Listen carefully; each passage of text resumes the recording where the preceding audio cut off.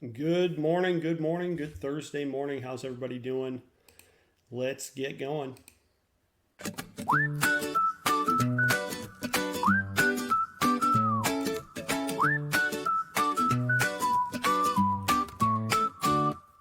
Welcome to the show, it's Mortgage Talk. Grab a coffee, sit, and let's unlock the dreams you've got, the place you crave. From the front porch swing to the hidden cave. Talk about your home, talk about your plan, talk about the future where you'll stand. Your mortgage, your dream, your story to give. Let's talk about the place where you want to live. Got questions? Here's the place to be. A TikTok Live Mortgage Jubilee. Fix or float, we'll break it down. From city lights to your small town. Is it too soon to call this a holiday weekend? Happy Thursday, guys. My name is Kenny Murden. I'm newer to TikTok. I'm not new to lending. I've been lending since 1999. And I've made myself an excellent resource for loan officers and real estate agents to structure deals that might be a little bit unconventional. I can also handle the easy ones, as they say. But that has kind of sharpened me into a tool to help you and your family as well. If you have situations that you're running into where you're not sure if you'd be able to approve for a loan, whether that is to buy a house or refinance, I'm happy to help, happy to answer any questions that you might have. And that's why I jump on here most weekdays for you to have an opportunity to throw your questions in the chat. And I'm happy to run through scenarios and make sure that if there's any chance of you being able to accomplish the goal of home ownership, that we're able to make that happen for you. Let's see here. Just got an email, just deleted over 2,000 emails. All right, will do. So, like I said, happy Thursday. Hope everybody's doing well. The first thing I like to get started with when I start the show here is I don't want to just talk about my really good rates and my really good fees. I like to show you. So if you look above my head here, I'm going to pull up some pricing, and I run the same scenario every day. It's a way for me to check in and see what the market's doing, and that way I know if rates got a little bit better, got a little bit worse. So I check it every day, and I'm going to do that right now because rates come out generally about this time or a little bit later. We might be a little bit early for some lenders, not for others. So the scenario that I do, which is very common for me to run into, is an FHA purchase of a $400,000 house with 3.5% down. And we're going to say 680 credit. We'll make them a first-time home buyer here in Texas. And I go fees in, which means any lender fees would be tax deductible. That's the reason why I do it that way. No junk fees, no underwriting fees, none of that stuff. I just put that all into discount points, which are tax deductible, rather than having a bunch of junk fees that aren't going to help you anyway. So sometimes lenders will separate those out so they can say that their discount points are lower. But when you can combine them, it's going to be a benefit to you. And then to not have junk fees, I look at that as a benefit. Feel free to throw in the chat if you disagree. Come on, internet, do your thing. Spinning and spinning. Usually doesn't take that long. But basically, as a mortgage broker, I'm able to take one scenario and price it out with hundreds of lenders. We have over 200 lenders that we're approved with. And we are in 48 states. And look at that. They might have gotten better. This is going to be more than a point, discount point, but it's that same lender. So I'm going to modify this and bring it back to a 5 1/8 rate. So we can kind of look at cost here a little bit. Oh man, they got a lot better. Let me blow that up so I can see it. Let's go. There we go. Yeah. So at 5 1/8 on that scenario, we're looking at about what is it? 0.7. So what it used to be a point, it was reduced by about 3/8 of a point on cost. So your closing cost for the same rate of 5.125 got a little bit cheaper today as compared to yesterday. I like to see those improvements. And now let's look at, for no points, it was 5.5, but let's take a look at 5.375 and see what that looks like. Yeah, I mean, it's a quarter point at 5.375. That's pretty close to no points. So rates got a little bit better from yesterday to today. So if you have a scenario you want to get priced out, I'm happy to pull up your scenario here. If you have questions about real estate, about mortgages, go ahead and throw them in the chat.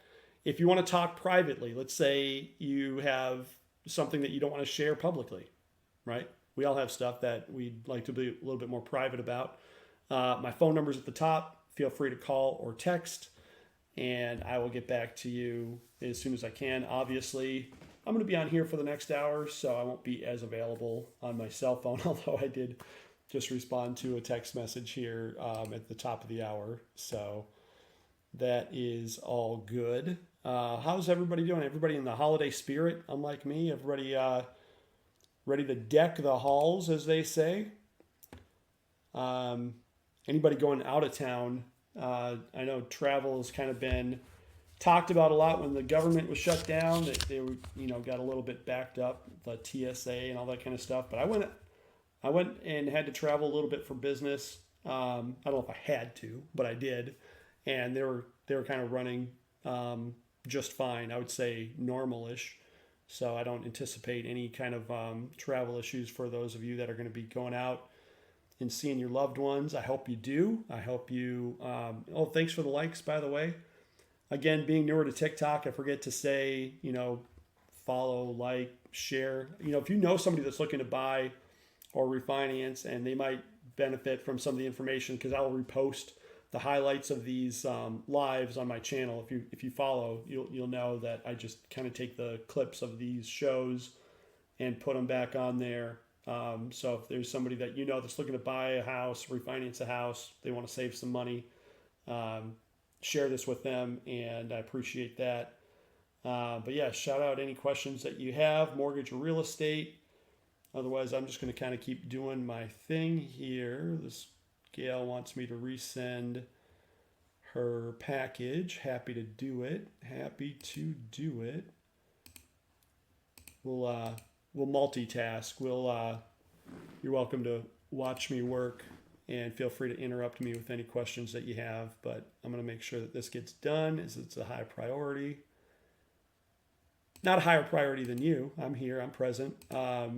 But nothing in the chat right now. So we'll just let that sit there while I do the more pressing thing here.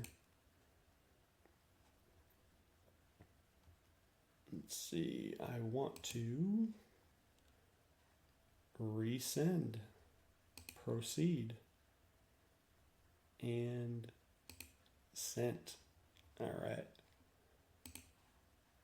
There we go. Look at me multitask. Well, is it multitasking when I stop talking to work? Is that multitasking? I don't know. But it is productive. I'll put it that way. So some of the things that we've talked about here over the last few weeks, we talked a lot about the benefits of refinancing. And so I'll just touch on those again real quick. When you refinance, like I'm helping this gal do here, she's going to skip 2 months payments. We're going to purposely close her loan at the beginning of January.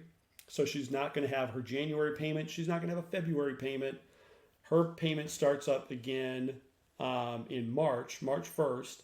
So she's done paying mortgages for a while. And then her escrow refund, she's going to be getting back a little over $3,000 that would otherwise pay her property taxes and her homeowner's insurance, but the new loan is going to pay that, not this old loan. So she's going to have a budget reprieve, a payment vacation, as it's called sometimes, get a little bit of money back in her pocket. And then when her payments start up again, because she's lowering her rate so much, thanks for the follow. Because she's lowering her rate so much, she's going to be saving something like $300 a month just in interest for the next payments that come up starting in March. So those are some benefits for her, and happy to look into whether or not you have a benefit to refinance. Maybe you're looking to buy a house. If you're looking to buy a house, what is it that you look as a hurdle to be able to do so? Are you more worried about your credit? Are you more worried about down payment? Are you more worried about being able to document your income? Some people are self-employed, and just because you've heard no from another lender doesn't mean that you can't do it.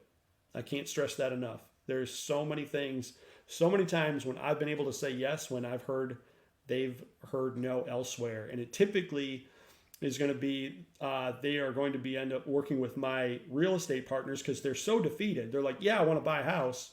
I want to go look at this house, but I don't think I can buy it. And then it takes the real estate agent that they're partnered with to say, hey, you know what? Try this guy. And then they send me their information and I'm able to get them pre-approved. And they're just like, oh my gosh, I can't believe it. I've been told no once or even twice before. And so they were totally defeated, totally checked out. And we were able to get it done for them, and happy to do it. It's what I do for a living. So happy to do it. Let's see. All right, good. She's checking. I have an appointment. Oh, that's tomorrow. Yeah, with the holidays coming up here, let's see. I got a question here. Orion says, do you think gold is better 5-year investment than rental property? Gold looks ready to go to 10,000. I actually like gold a lot. And honestly, I think property values are going to go up. Like that's just my opinion. I don't think they're going to go up crazy like they did in the COVID season, but I think due to inflation, it's going to go up. I don't think it's going to necessarily surpass inflation, nor do I think gold is. Gold is a great. Gold has been repressed from inflation, and now they're having a harder time repressing the value of it. So I'd say I'd probably like gold over real estate over the next 5 years. But, there's a lot of tax advantages that real estate, has. So take a look at that. I don't know, like if you need income that you need to shield from taxes, real estate isn't the only vehicle to do that. You can do that in investing in oil and in, large vehicles. Yeah, appreciate the comment. Appreciate the, and actually I don't know if you're familiar with the wheel strategy, but if you look up the wheel strategy as it comes to selling options in the stock market, that's a pretty safe, reliable way to beat the S&P. And I can't give financial advice. I can just tell you what I'm doing. But yeah, I like gold a lot. And silver. But do you hold it, Ryan, do you hold it physically or do you hold the paper? Because my problem is if you hold physical gold, it's a little bit of a doomsday scenario. You're holding the gold because if everything collapses, you can still trade it, right?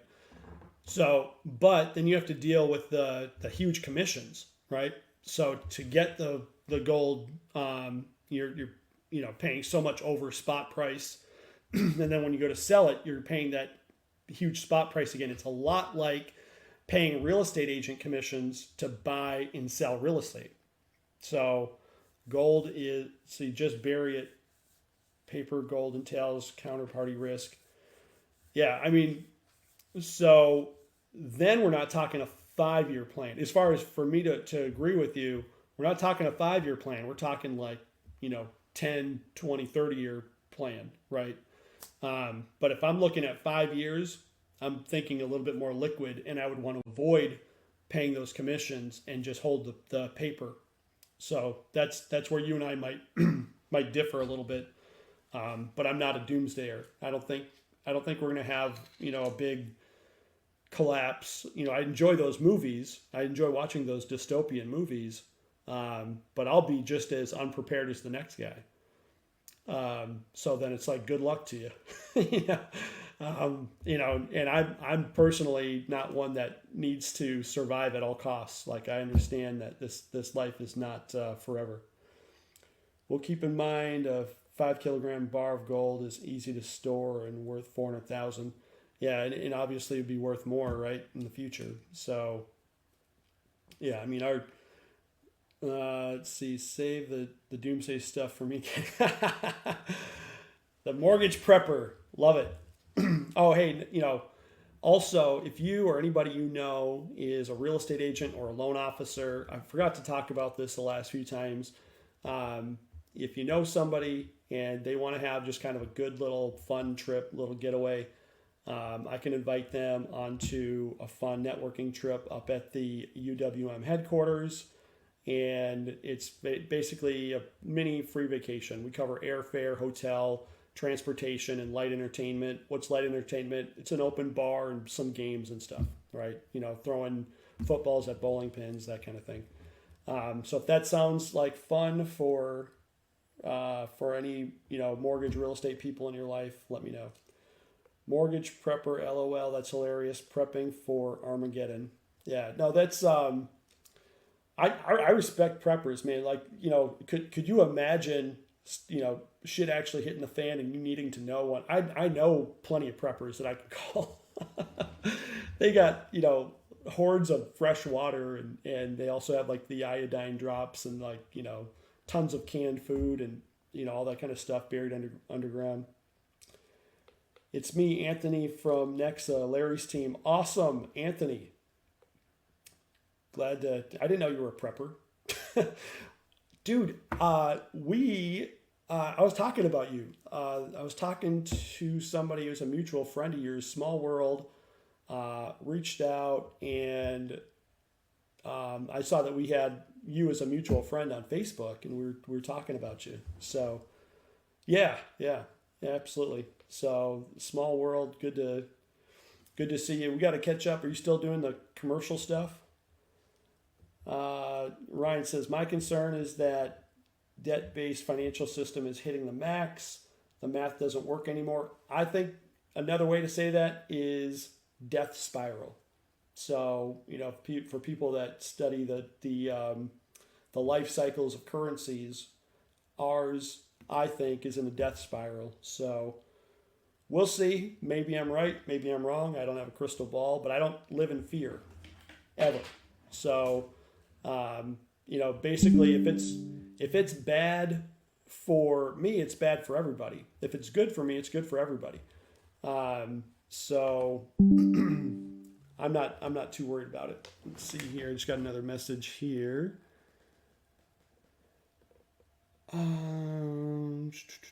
Sent to my fiance. I'm gonna have to delete a lot more not coming through.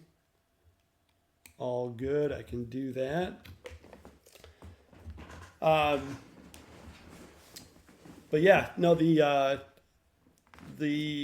fun thing about kind of the death spiral stuff, doomsday stuff we're talking about is it creates a lot of volatility. And when there's a lot of volatility, there's a lot of opportunity.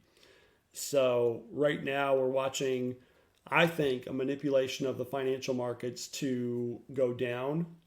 Here's my tinfoil hat. So Jerome Powell is on his way out, right? He knows he's not going to be, hey, good morning, Christian. Good to see you. Thanks for joining. But so here's my tinfoil hat. Jerome Powell is on the way out. He got all of his rich buddies to short the market big time. If you look at who are buying puts, huge institutional money was buying puts. They're making a ton of money as asset values are going down in the stock market and other markets. What's going to happen next? They're going to be turning on the printing press. Jerome Powell is out. He had his foot on the brake harder than we've seen anybody in a long time. Who's coming in next is Scott Bessent, more than likely. Hasn't been named yet, but more than likely that's going to be the next guy. And they're talking about dropping like 300 basis points on the federal funds rate, putting their pedal on the gas pedal after we've been on the brake for so long. We're going to go on the gas pedal. We're going to see inflation spike, but we're going to see the printing press go on and asset values are going to go through the roof. So this is, I don't make the rules, and all I can do is kind of like chase the wind. I don't predict it. I'm not the weatherman. But as I can see that the winds are changing, I can adapt to it, put my money in front of that windfall, and then just throw a little bit more cash in my bank account, which is you're going to need to do. You have to play their game if you want to be able to afford eggs and bread and stuff. So I mean, it's crazy. No fear, just confident preparation. Leveraging real estate is part of a multi-pronged approach to be able to withstand chaos in a changing world. And also, knowing Anthony, he's also talking about commercial real estate. So for those of you that don't know, if you've been a landlord before and you've had to deal with tenants, try commercial real estate and try renting out to a triple net lease. You don't have to deal with that at all. They're going to take care of all the maintenance. They're going to take care of the taxes, the insurance. You are just going to be providing them space. And it's a way more passive way to go. I don't know how it compares as far as the the long-term appreciation and value, but I'm sure it's much like the same thing. If you take a space and you make it more relevant than it was prior. So like right now we have all these skyscrapers full of empty office buildings. So if you change them into condos or something where it's not currently being used or there's not a high demand for it, you change it to something where there's more demand for it, you're going to make it more valuable. So, I would be thinking about that if you want to get into real estate. How can you change the purpose to make it more valuable? Exter's Pyramid says bad money derivatives will flow into good money, gold. It's happening now. Ryan, I'm curious about what you think about the digital gold, cryptocurrency, Bitcoin in particular. Are you a gold maxi or are you looking at all assets? The thing I like about the cryptocurrency is there's no fee to buy and sell. Like it's very, very small fee to buy and sell it on an exchange, like, a fraction of a penny, versus gold is pretty expensive to transact, at least as it exists today. But I'd be curious your opinion on that, and feel free to shout out or if anybody wants to add their opinion. A few days ago, the Chancellor of Germany said the era of Pax Americana is over. What's that? What's Pax Americana? Pax Americana. Latin for American peace, describes the era of relative global stability in order since World War II, characterized by U.S. military, economic, and cultural dominance, fostering international cooperation, free trade, and the spread of democracy through, though marked by proxy conflicts, the U.S. interventions, with debates ongoing about its current status and future. This period saw the U.S. act as a global enforcer of norms, promoting an international system built around its leadership, similar to historical Pax eras, Pax Romana and Pax Britannica. I don't know, Britain, basically. A few days ago, that was the same thing. Yeah, I think what killed the American dominance, because it used to be with the SWIFT banking system that the U.S. could sanction other countries effectively, like really choking their money supply. So Ryan says he doesn't like digital because if you can't hold it, you don't own it. digital is just another fiat. Now, hear this next part though. The thing that is killing, U.S. dominance is that digital currency. The reason why Bitcoin, and this is all tinfoil hat in my opinion only, right? U.S. comes in and sanctions places like Russia and, Iran and different places like that. What did they do? They just found the next path, the next path of least resistance to move their money around. And where did they do that? They did that in cryptocurrency. And then we saw the rise of cryptocurrency. That wasn't just a fad like, Beanie Babies or tulips or, whatever. No, that was, because they were shut off from the old banking system, the SWIFT banking system, they just went around it, right? And so if they could have done that with tulips, if they could have done that with shells or other things, gold is expensive to move around. But they are moving gold around. Don't get me wrong. Gold is definitely going to be playing a part in the future as it has in the past. It always will. But they were able to move large sums of money very cheaply with cryptocurrency, and that's why it rose. And when it stopped rising or when it's slowing down is because it's finite. Their resources are finite. So that's just my opinion of how that's playing out. And I think it will continue to rise just because now institutions have said, okay, well, since all these countries have been using it for this long, we're also now going to look at it as an asset class, and now they're putting people's, retirements and stuff into it. Satoshi Nakamoto means Central Intelligence in Japanese. I like that. That's funny. It's digital money is super trackable. It's funny. The things that they thought, because they're calling it decentralized, and they're kind of selling it to the libertarian-minded public to really like it as an alternative to the dollar, fiat currency. They sold it with the right language for them to buy it, but what they're really buying is something that's more controllable than anything that they've ever imagined with fiat currency. Cash is a lot. I mean, if you look at, I'd say creative enterprises, mainly south of the border, where they run in trades that are not, legitimate or, whatever. They're using cash. You should buy junk silver. Huge moves coming higher. I love junk silver. Can you still go to a bank and get it though? Like, where are you going to find it?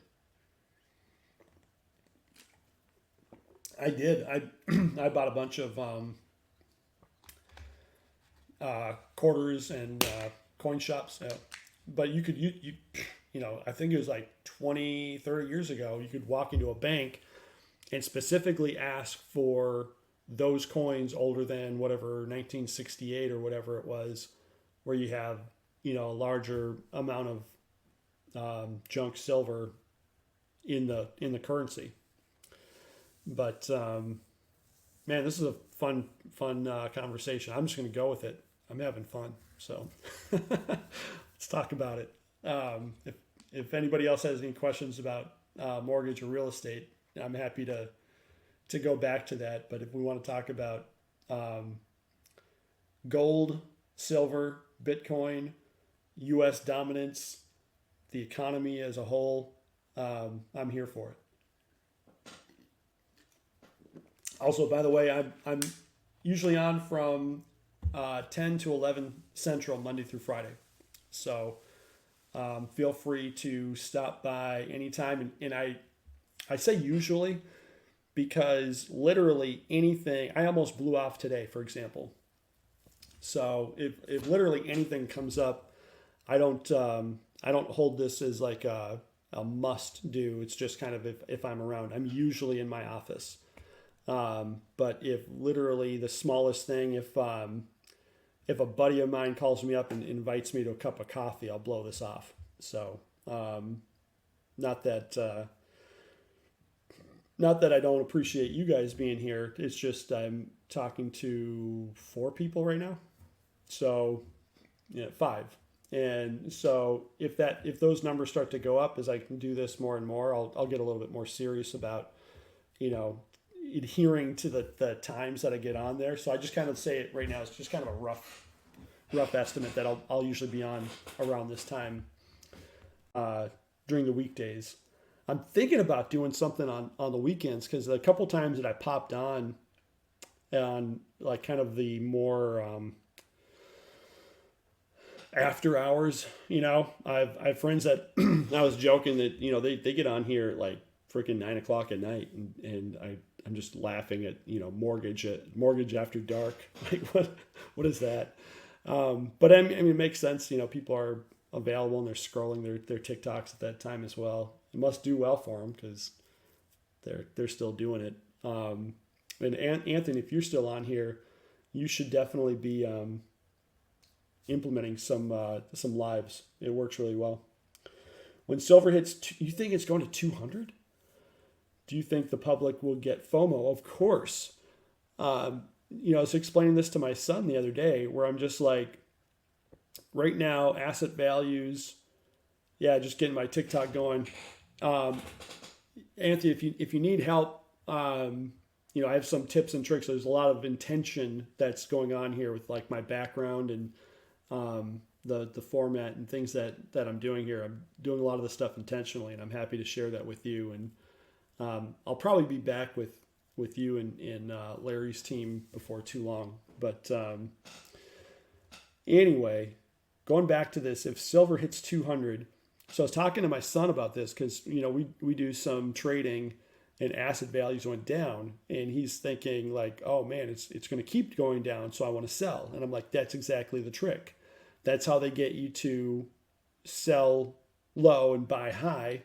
Because exactly, what's silver? Is silver still around $50? I don't even know. What is spot silver? 66. So, I mean, it's up for sure. But yeah, as soon as the prices go way high, then the FOMO is like, oh, it's way up and it's only going to go up. So I'm going to buy because I don't want to miss out. So it's ridiculous. Like right now, silver's at 65 and it probably will go higher. Like I'm not saying don't buy silver right now. I think it will go higher. I don't know if it'll get to 200. I mean, maybe eventually because, they keep printing the dollar into oblivion. It will go much higher than 200. It will get to 200 in the next year or two, 5x from 2015. Maybe. I don't personally, I don't own any silver and I'm not jumping into it. But I don't disagree with you either. So for me, when I was talking about the wheel strategy, that is basically making money off of time decay. So you have something that is constant, where in the futures market, if you are on the buying side of an option, and you think like you're thinking here, you think that silver is going to go over 200. Well, you can buy an option that's true. And then if you're wrong, you could lose your ass, right? But if you're right, you could make bank because you're leveraging the dollars to be, for one contract, you're holding 100 shares. So you buy a whole bunch of contracts. And if you're right, you could make a leveraged, money back. But the longer it takes for you to be right, the more time decay is going to be subtracted from what you'd otherwise make. So the quicker it goes up, the more money you make in the options market. And that's the important thing to know, so that when you're selling the options, right? So you could sell an option that would force you to buy something at a certain price or sell something at a certain price. But that time decay then stops working against you and start working for you on the seller side of it. It's way more boring, but it's consistent. So that's what I like about it. And you can make, I don't want to say, but you can make really good returns. Because I don't know what I can say because I'm not a financial planner or financial advisor. I used to have those licenses, but I don't have them anymore. So I can't, I'm limited. This is all entertainment, folks. We're just talking, right? Remember me when silver hits 100 in the next 2 months, and then buy some before it gets to 200. All right, guys. Remember Orion. Silver right now is 65.80 as I'm looking at the chart right now. And Orion says in the next 2 months it's going to 200, or no, it's going to 100, and then eventually it'll get up to 200. So either paper trade it or FOMO into it, because Orion's given us some good tips. And let me back this chart out. I want to take a look at it. What are we? Oh, I'm on the minute chart. That's why. It's like I thought this was more volatile than that. Holy cow. Let me show this. Show you guys what I'm looking at here. That's the chart for silver. That's a moonshot. What is this? May of 2025, it was 32, and now, boom, 66. That is, that's what we call a moonshot, and Orion says it's going to keep going higher. So, who knows? Maybe. Let's go 10-year. I like looking at this guy here. If we see this red, that means, remember I priced out that loan scenario earlier today, and they got a little bit better than they were yesterday. That means this red here means that there's a chance that they could get even better intraday. So that's good to see that red there, that yield coming down. Orion, appreciate you. Hope to see you back. I enjoyed the conversation. But for the rest of you, if you want, we can switch it back to mortgage and real estate. We talked a little bit about the advantages of refinancing, skipping a couple months. Oh, I got a gift from Phil. Hey, thanks, Phil. Sent an ice cream cone. How did he know? Let's see, Anthony will hit me up later. It's good to see you. It's good to see you as well. Looking forward to it. We need to keep in touch. I'm trying to get more into that, to the commercial side, and I got a good tip for you. If you're going to stick around for the next 30 seconds, I'll share it with you. So with, I think it's whatever, Velocity or Velocify, they're a non-QM lender that will allow you, if the seller is motivated and they're willing to hold back 40% of the contract, you can come in with 60% down, and they're not going to source and season the 10% required to do that. So, Anthony, you'd write a 50% loan-to-value loan. The seller's going to hold back 40%.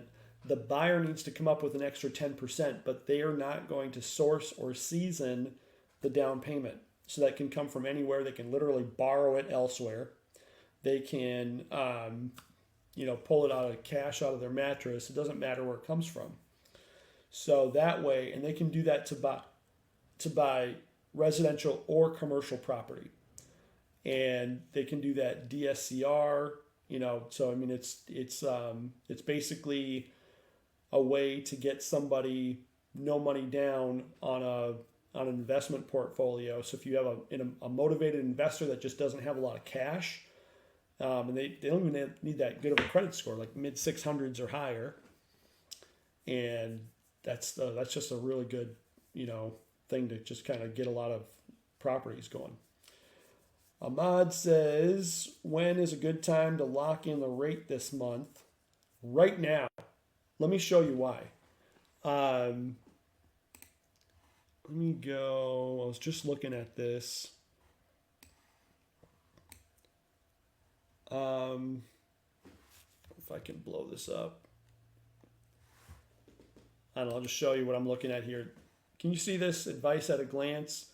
It's saying over the next 30 days, where it's pointing to the red, it's saying that rates are likely to increase.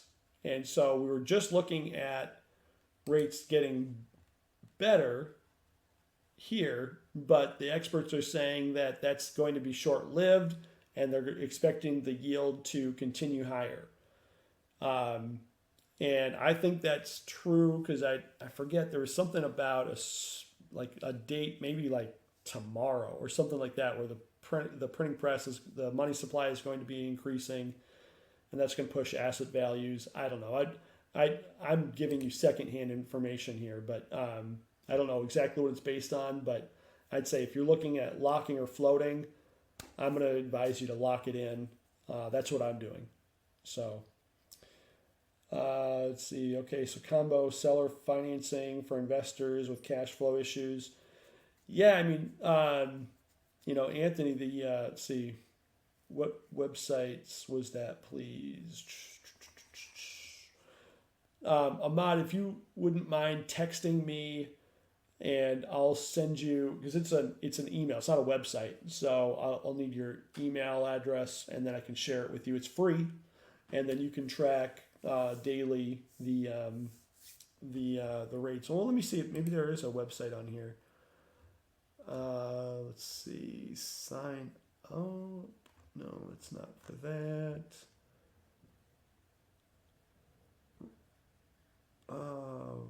Rate text alerts, is that it?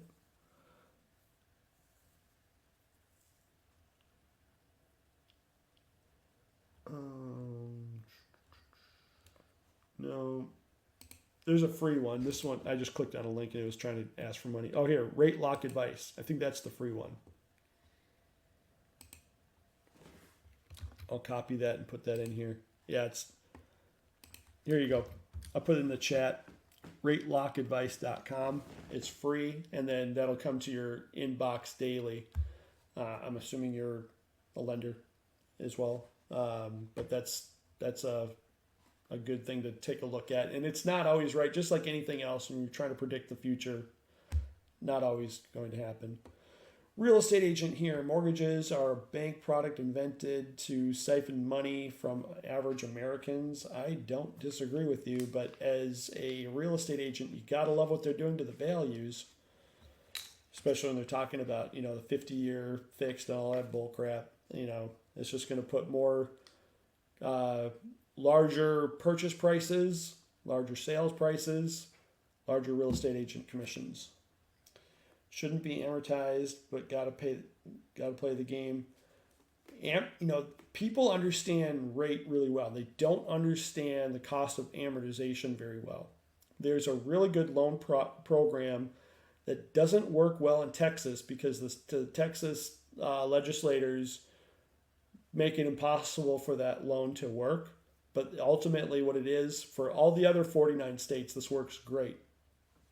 You have a home equity line of credit is your only mortgage, and you can go up to 90% loan to value.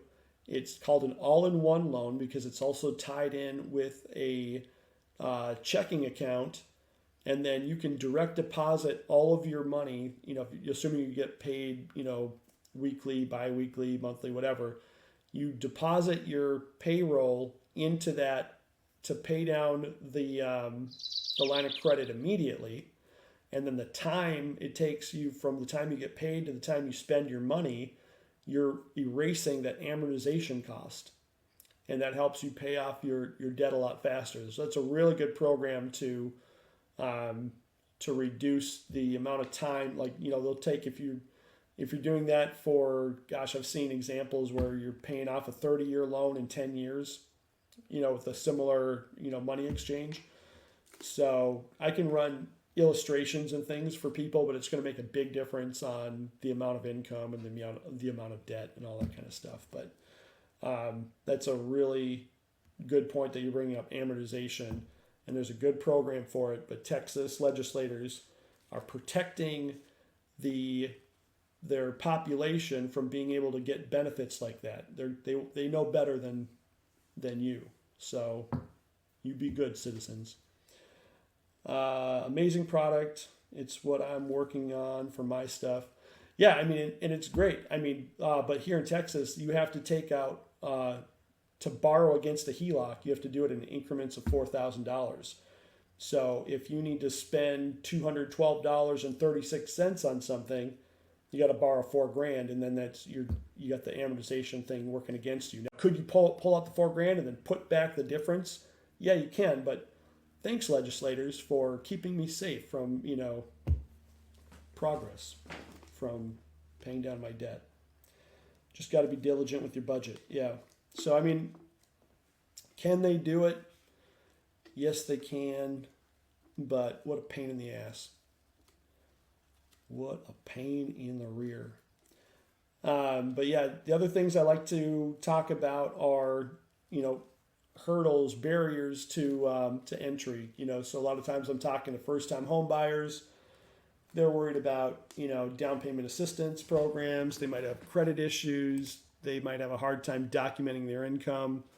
We have loan programs for all of that. Let's see, what percent of value will lenders place a HELOC in first position? I mean, I really just know the one. So the lender is CMG, and they have the all-in-one program, and it gets rebranded all over the place. So some people will call it the Equity Builder 29,000. Yeah, they're national. But then for us in wholesale, we have access to them as well. We have access to, I don't know, 270 lenders or some crap. And, it's our job to learn what are the programs that we offer people. But that's ultimately the source of where the money is coming from on that specific program. But I'm telling you, there's ways for you as a real estate agent to really leverage that and separate yourself from the pack and show them some expertise that people are going to want to work with you, because you're going to align in benefiting them to be able to own that house and not the bank own that house sooner than later. So yeah, you can reach out to any capable mortgage broker like myself, like Anthony, the mortgage prepper, love that name. Or you could go talk to some retail CMG guy. I got a buddy up in Minnesota that just moved over to them. Real estate agents and loan officers, we kind of move around a little bit. But appreciate all the comments. You're in South Carolina, I think. Anthony, that's your neighbor to the south. I think he's in North Carolina. I'm in Texas, but I can help everybody see a shining sea, as I say it. So I got a whole team of people that cover everywhere, literally everywhere. And my company is only in 48 states, including South Carolina. But the 2 states that they don't have, I also have friends that I'm able to refer the deal over to. So like in New York, for example, I have a friend that does my New York deals. Yeah, we're in California. 1% made it. Good to see you. Good to see you. Thanks for all the likes, Mr. 1%. But yeah, California's huge. I mean, everybody's in California. Like the bulk of the business that gets done is just where the population is, right? So here in Texas, California, Florida, then it's miscellaneous from there.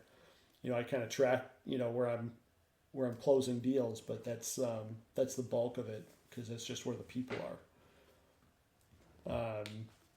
But yeah, I know the Carolinas are nice. A lot of friends moved out there and stayed out there and love it. So I'm in Texas, but if you see my phone number is a Minnesota phone number. So I moved down here about going on 6 years ago, and just not updating my phone number out of sheer refusal to get a new phone number. Nobody needs new phone numbers these days. It's just kind of like, we all save them as their name, right? What's your mom's phone number? It's mom, right? I don't know if anybody knows any phone numbers anymore, but appreciate the gift, Mr. 1%. Good to see you. Britt, you missed it. We were having a big tinfoil hat conversation earlier. Got a little bit off the beaten path of mortgages and real estate, but I'm happy to talk about anything. I don't know about you guys, but I'm feeling like it's a holiday weekend. So I have two of my kids are in they do a 4-day week, and so today is their last day, and they have Fridays off, and then they're having a half day today. So it's like winter break is starting for the kids. So that just changes my mentality because my world revolves around theirs. So that's why I feel like it's a holiday weekend already. Hope you all are all in the holiday spirit. Merry Christmas, Happy New Year, all the best to you and yours. But I got about 9 minutes left here on the hour. So last call for comments, questions, gripes, compliments, complaints. Happy to hear all of it. And Britt, we'll probably be in touch here before too long. We'll need to touch base as Anthony and I will be catching up as well. It's kind of a nice way to run into some folks here and just kind of remember, like, oh yeah, I gotta catch up.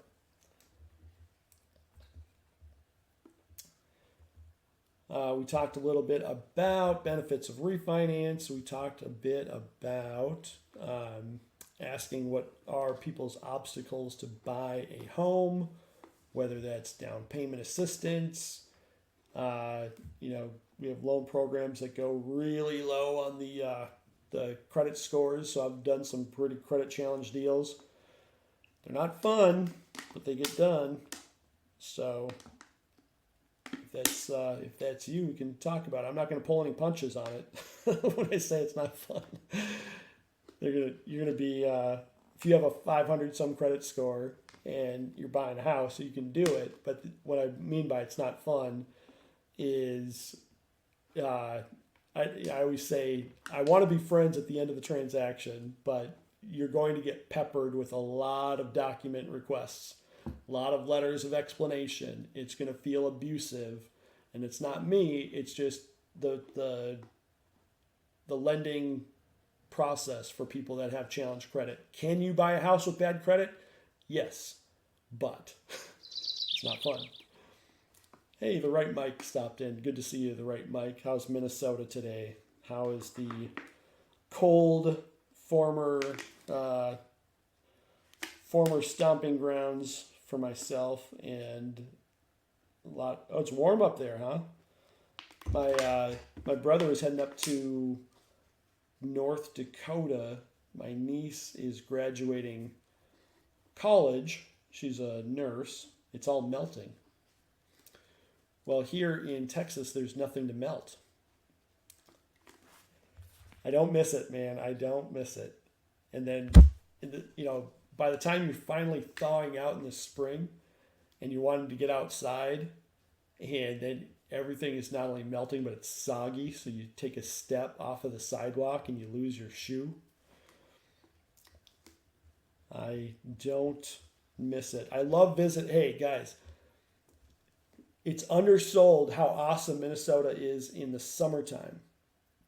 I say the North Shore, so Duluth up to Two Harbors, all the way up to Canada, the whole North Shore of Lake Superior.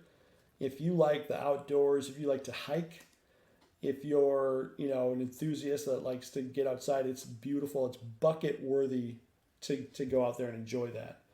I didn't even really appreciate it as much as I should have while I was there. You don't know what you have until it's gone, as they say.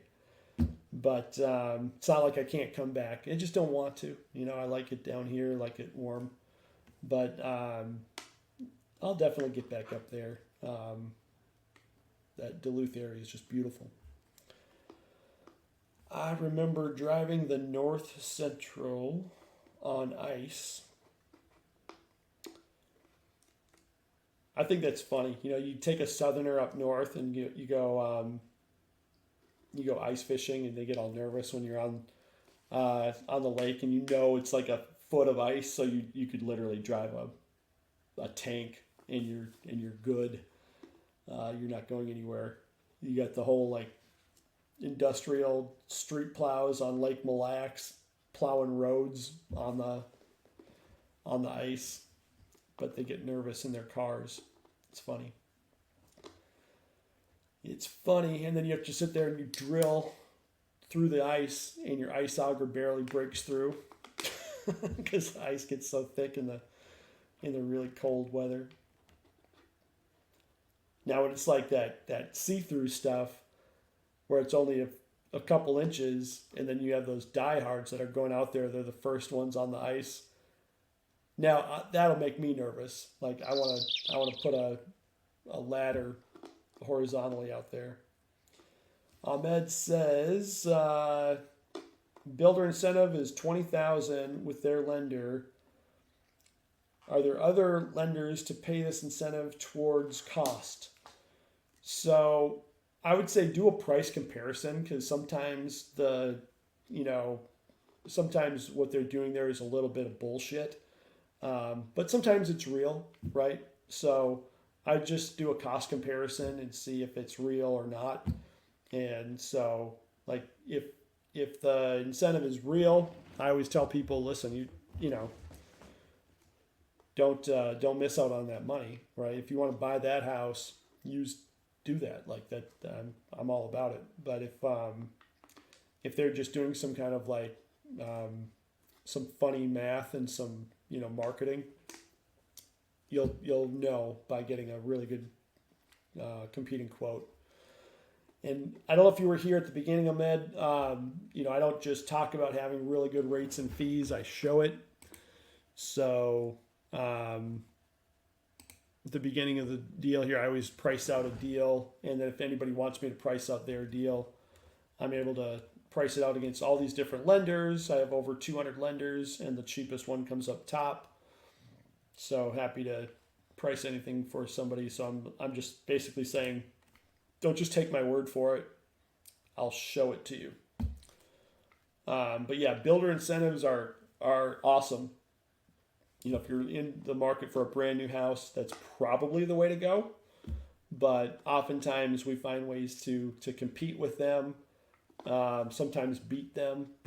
If nothing else, we can hold their feet to the fire. And if you have a competing quote, they might sharpen their pencil and give you even additional savings. Or if they're like, oh, we really want you to work with our lender, so we'll throw in the kitchen sink, right? You might get a special incentive where maybe they weren't offering a furniture allowance, but now they will. Like, here's $5,000 to go buy some furniture. If you can use me to benefit you $5,000 on your home purchase, I'm here for it. It doesn't take me that long to run through a scenario. I always give you sharp pricing. So I almost every time I'm talking to somebody and they're like, oh yeah, my last lender said if I use them again, I get, a free toaster or whatever. And I'm like, I don't have a special thing to give you on the next time you use me, because I always lead with my best foot forward. I don't work in a way where I have meat on the bone that I can cut off and say, here's a little bit. I'm going to take a little bit less this time because I screwed you the last time. That's not the way I work. I always lead with my best foot forward. And so you're going to get really sharp pricing. What does that look like? A couple of weeks ago, there was a gal that had a live deal where she was doing a refinance. And I just showed her the price comparison. She saved like $8,000 in closing costs for the same interest rate. So does that mean... Well, what does that mean? It means I'm charging $8,000 less than the next person. That's all that means, really. I mean, it's the same interest rates. It's the same lenders. It's just some people charge more on their commissions to get the deals to go. But with that, ladies and gentlemen, that rounds out the hour. I got 1 minute left, but I'm in a hurry to get out of here. So I'm going to hit the stop button. I hope to see you guys back. Feel free to like, feel free to share, feel free to come back on the 10 o'clock Central hour. I'd love to have you guys here. I enjoyed the conversation, and looking forward to doing it again. Merry Christmas.